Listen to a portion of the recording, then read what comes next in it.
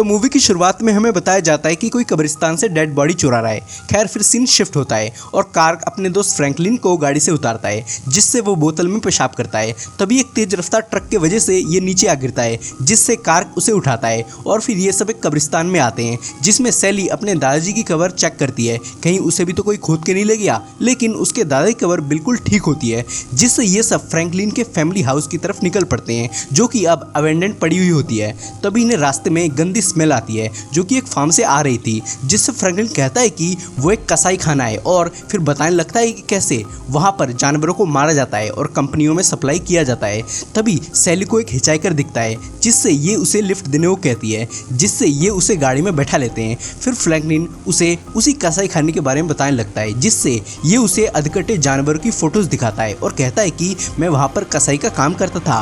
और फिर ये बताने लगता है कि वहाँ पे कैसे निर्दयी तरीके से जानवरों को मारा जाता है। फिर ये फ्रैंकलिन का अचानक चाकू ले लेता है और फिर बड़े फैंटेसी तरीके से अपना हाथ काट के खून निकालता है, जिससे ये सब डर जाते हैं। और फिर ये फ्रैंकलिन को वापस चाकू दे देता है और अजीबोगरीब हरकतें करने लगता है, मानो वो कोई शाइको हो। फिर ये अपना कैमरा निकालता है और फ्रैंक का एक फोटो क्लिक करता है और उसे देता है और फिर उससे $2 मांगने लगता है, जिससे फ्रैंक उसे मना करता है, जिससे ये सन की फोटो में आग लगा देता है, जिससे सब चिल्लाने लगते हैं। फिर ये फ्रैंकलिन के हाथ में चाकू मार देता है, जिससे जेरी वैन रोकता है और ये इसे बाहर निकालते हैं। लेकिन तब भी ये इनका पीछा नहीं छोड़ता और अपने खून से गाड़ी में कुछ लिखने लगता है और फिर इन्हें चिढ़ाता है। इसके बाद सैली इसके हाथ पर मरहम पट्टी करती है और फिर ये डिसाइड करते हैं कि वो अब किसी को लिफ्ट नहीं देंगे। खैर फिर ये एक गैस स्टेशन में आते हैं, पर इन्हें पता चलता है कि इनके पास फ्यूल खत्म हो चुकी है, जिससे फ्रैंकलिन उस ऑनर से अपने फैमिली हाउस का रास्ता पूछता है, क्योंकि वो थोड़ा रास्ता भूल गया था, जिससे ये रास्ता बताता है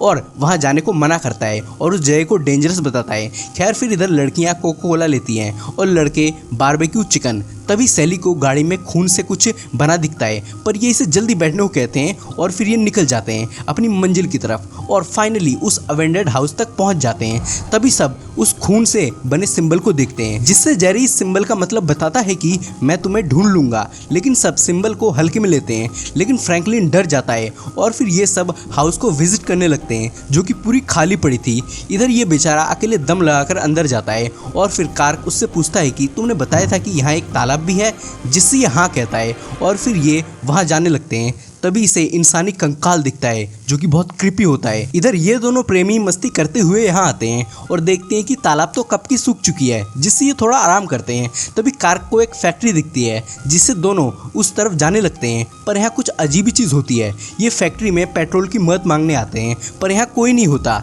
लेकिन ये यहाँ बहुत सारी अबेंडेंड कार देखते हैं और मशीन चलता हुआ भी देखते हैं, जिससे इन्हें लगता है पक्का यहाँ कोई रहता होगा, जिससे ये इस घर तक पहुँच जाते हैं और कार्क डोरबेल बजाता है, पर बाहर कोई नहीं आता, बल्कि अंदर से कोई सड़ी हुई दांत फेंकता है, जिससे ये मजाक में दांत पाम के हाथ में दे देता है, जिससे वो रूठ के यहाँ बैठ जाती है और उसे चलने को कहती है। पर इसे कीड़ा काट रहा होता है और ये गेट खोलता है और देखता है कि अंदर जानवर की हड्डियां किसी ने सजा रखी है, जिससे बजाय ये बाहर जाने के अंदर जाने लगता है। तभी लेदरफेस उसके सर में हथौड़ा मारता है, जिससे वो तड़पने लगता है और फिर दूसरे हथौड़े में उसकी जान चली जाती है, जिससे ये इसे अंदर डाल के दरवाजा बंद कर देता है। इधर काफी देर से कार्क बाहर नहीं आया था, जिससे ये अपना पिछवाड़ा लेके अंदर घुसने लगती है और आवाज लगाती है, पर उसे कार्क कहीं नहीं दिखता।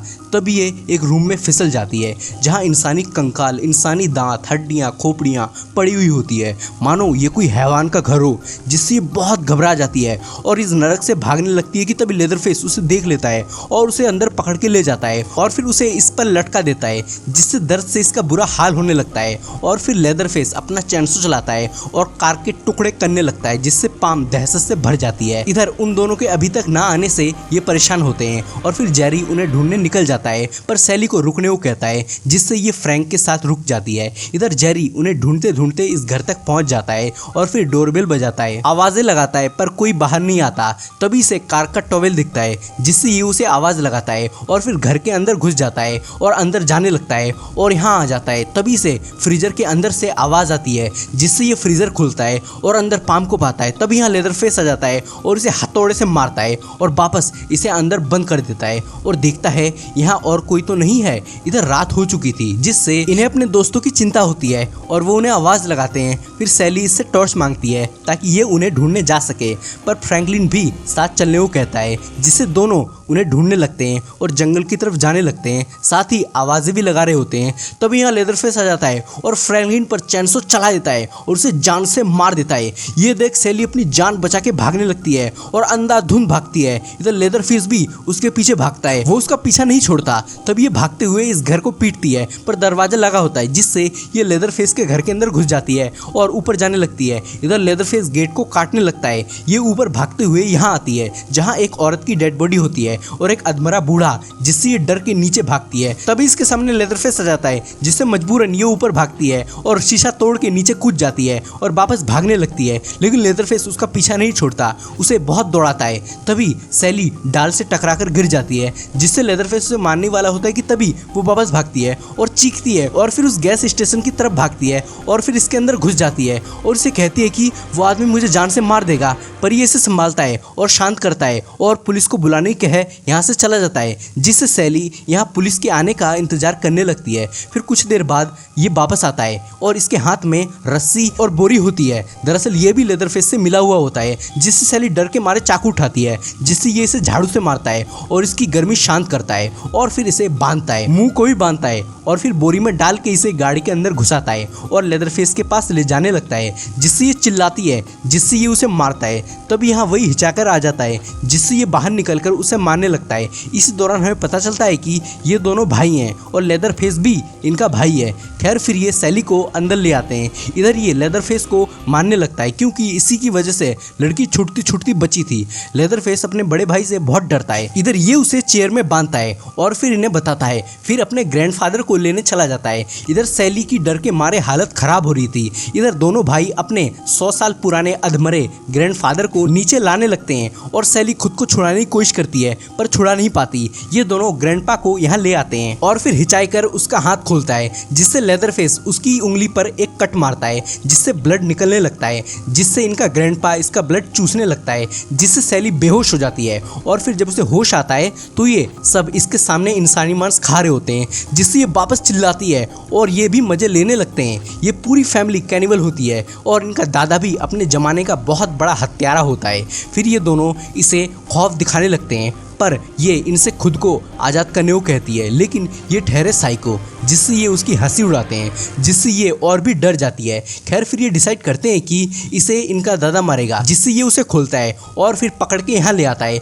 लेदरफेस अपने दादा को हथौड़ा पकड़ाता है। इधर ये खुद को छुड़ाने की कोशिश कर रही होती है, जिससे इससे हथौड़ा छूट जाता है, लेकिन वापस ये इसे हथौड़ा पकड़ाता है, पर बुढ़े से वापस गिर जाता है, क्योंकि अब उसकी मरने की उम्र थी, ना कि मारने की। खैर फिर अंत में इससे एक फटका लग ही जाता है और फिर वापस हथौड़ा गिरता है, जिससे हिचाईकर उसे उठाने जाता है कि तभी सैली मौका पाके यहाँ से भागती है और अब दिन निकल चुकी होती है, जिससे ये भागती है, पर ये इसके पीछे पड़ जाता है और लेदरफेस भी पीछे से आ रहा होता है।